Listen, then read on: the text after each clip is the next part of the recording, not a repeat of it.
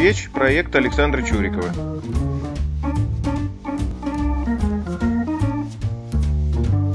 Как видим, печь готова под штукатурку.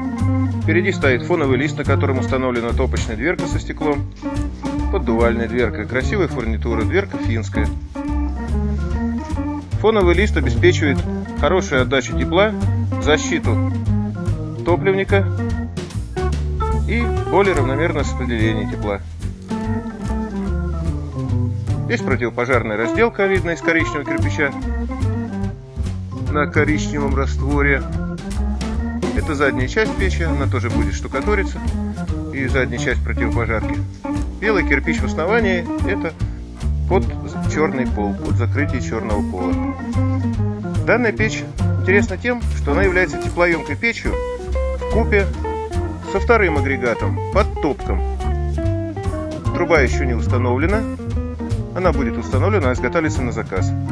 Как видите, быстрое тепло достигается с помощью применения именно железной печи, которая дает быстрое тепло и нагревает близлежащие стены. Вот здесь будет подключена печь, здесь пока стоит заглушка. Дымоход применен сэндвич. Сэндвич-дымоход, качественный дымоход. Как видите, он проходит, пока сейчас здесь еще не построено перекрытие, и уходит через противопожарную разделку в крышу. Там уже наверху он очень красивенький. Вот такая печь. Печь и теплоемкая, и дающая быстрое тепло — это оптимальное решение для загородного дома.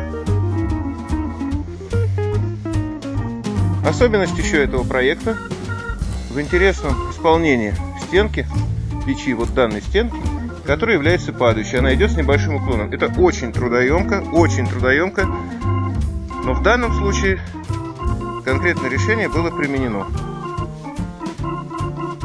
Желаем удачи!